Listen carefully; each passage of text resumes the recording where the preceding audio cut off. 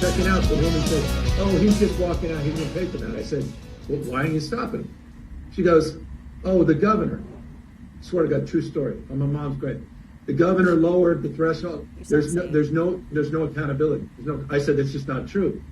And I said, "We have the 10th toughest, $950, the 10th toughest in America." She doesn't even know what I was talking about. By the way, it's the 10th toughest in America. Look it up. No one gives a damn about that. And I said, "It's just not true. They're still stopped." They said, "Well, we don't stop them because of the governor." And then she looks at me twice, and then she freaks out. She calls everyone over, wants to take photos. I'm like, "No, I'm not taking a photo. We're having a conversation. Where's your manager? How are you blaming the governor?" And it was, $380 later. And I was like, "Why am I spending $380? Everyone can walk the hell right out." Wow. He sounds like a true statesman, doesn't he? That's Gavin Newsom.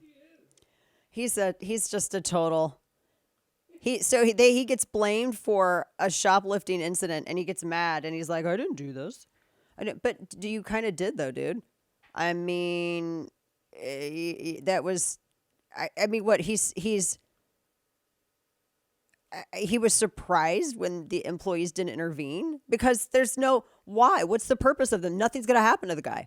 Welcome back to the program. Dana Loesch here with you, top of the second hour. And that was California Governor Gavin Newsom. You could see his video. He was like on a Zoom call. If you were watching the simulcast of the radio program, which you can watch Channel 347 Direct TV, you can also listen to the radio program across the country. Yes, I'm on the mend from the plague. I'm doing a lot better. But it's thank you for your kind wishes. And everyone's like telling me, I did not realize, can I just say sidebar real quick? Y'all have so many different recipes for chicken noodle soup. What is happening? Oh my gosh. I've got like 50. I didn't know it was such a contested thing. I feel like putting everyone in a cage and having everyone fight it out to see whose chicken noodle soup is the best. We're just about at that point. All right, so that was Gavin Newsom saying he was at a Target, and there was a shoplifting incident, and he got blamed to his face. And the worker didn't recognize him. Do you get the impression that he was mad that he wasn't recognized? That was the first thing I thought. I was like, bro's mad that he didn't get recognized. Huh, look at that. And he says, she said, the governor lowered the threshold. There's no accountability. Yeah, I mean, exactly. Because you did that. And he's like, how are you blaming the governor? Yeah, you get to walk right out. I mean, he is literally the problem. He's been when he was mayor of San Francisco, he was pushing this stuff.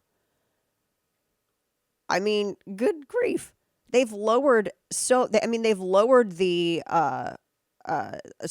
felonies to reduce them to misdemeanors.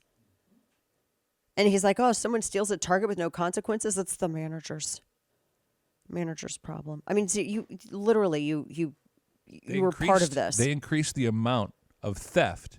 Like it used to be around $500. Now it's up near $1,000. Yeah, it's like $860 something before they will steal. prosecute. Yeah, so please. And you just get a wrist slap. It's a misdemeanor offense. It's a misdemeanor. It used to be greater than that, and it was. You could get charged over it. And now they don't do that anymore. And don't you realize? I mean, you can go and steal $500, $800 worth of stuff and walk right out, and nothing's going to happen to you. I mean, that's not. That's why one of the reasons why you're seeing what you see, like all these stores getting ransacked and everything else. I mean, that's not, and you're expecting these employees, and probably he was talking to a part-time employee.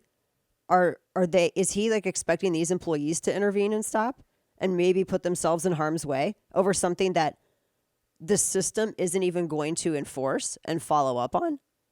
Like he was mad that they didn't intervene and engage. But yet his policies and the policies that he pushed, not just when he was mayor of San Francisco, but when he was attorney general of the state of California, he absolutely promoted and campaigned on these things.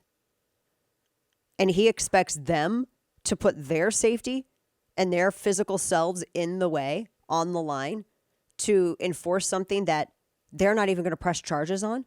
Why the hell would you? I mean, golly, is that not the epitome of privilege? This trust fund baby, and that's what he is. Gavin Newsom is a Nepo baby. I'm getting tired of these Nepo babies. He's a trust fund kid. It's the Newsoms, the Pelosi's, the Hearsts, and the Gettys that run California. particularly San Francisco.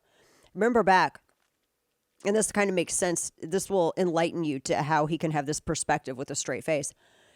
When was this? This was 2 years ago. Let me look this up. I'm going to make sure I got this right. This was 2 years ago. And this was when I think everything was still, maybe 3 years ago. And it was, November 2021. So this is when everything was still kind of locked down, especially in San Francisco. And so they're one of the Gettys, and it was one of the billionaire daughters of the Getty family.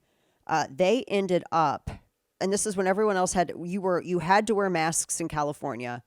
And we had friends who lived in LA and San Francisco at this time. And my friend, who used to be a Democrat, now she's a moderate, but she was in San Francisco. This was like it, because she got in trouble for going to a park with her 2-year-old son, and she didn't have a face mask on. And someone literally said something to her, and she had to put a face mask on at a park outside San Francisco. I'm not even making this up. So anyway, keep that in mind. So it was at San Francisco City Hall, and it was this huge Beaux-Arts building, right? This huge rotunda, very nice setting. And it was Ivy Getty. She's this very rich member of the Getty family. They flew John Galliano in, who was this designer who used to work with Alexander McQueen and all of this stuff. He went away for a little bit because he got drunk and went on an anti-Semitic tirade at a cafe, and it was captured on video. And then so he kind of had like this fall from grace, and he's been away for a decade. Now he's coming back. And so he did her gown and all her bridesmaids' dresses, and they took photos of it. You're all sitting at home, right? You can't go nowhere. You're all sitting at home because it's locked down. Your businesses are closed down. You got to wear diapers on your face when you go out. But they're flying in John Galliano to do her dress and all this. And they had everybody at this wedding. They had everybody at this wedding. And some of the people at this wedding included, it was all the circle that they run in. So Gavin Newsom and his wife were there. Other Newsom family members were there. They had the Pelosi's were there. All of them, because they all know each other and they all kind of grew up together. And everything else was locked down. And they had all of these people sitting in this rotunda, and they did not have face masks on. None of them. None of them had face masks on. They had a huge event the night before, and they all partied. Nobody had face masks on. Again, you still couldn't eat out in a restaurant, but whatever. And then the next day they had the big wedding and then the big party. And then it just, and again, no face masks, everything else. And Newsom was at all of these events, because he's pictured at all of these events with his wife. He was like right in one of the front rows, or in the front at least, at this wedding. That all happened when you all had to have your kids do remote learning, when businesses were shutting down, things were closed. You couldn't go anywhere. You couldn't fly anywhere. You couldn't do nothing. They did that. So just understand the perspective that this dude has. And that event, by the way, that he went to, that came after the French Laundry thing. Remember, that was right after things locked down, and he was pictured without a mask at French Laundry. So he's done this repeatedly. So that's the perspective he has. He has grown up with a silver spoon in his mouth, and he's never had to ask for anything. He's been bankrolled by his family. He's a Nepo baby. And he's got the benefit of coming from two wealthy families, and they know all these other wealthy families, and they get to do whatever they want. And there's no question, no nothing about it. And so that's, it gives you a little insight how he expects, minimum wage or part-time workers at Target, due to his policies, they have to allow shoplifters to walk. And he's outraged that they didn't put themselves in harm's way and do what he could have done easily with policy. Does that give you some insight into this guy? Why in the hell would anybody consider? How do Democrats claim to be on the side of the blue collar dude and support somebody like this?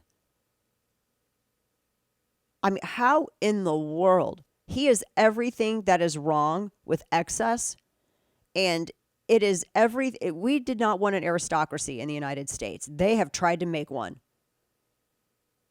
It is some aristocratic BS.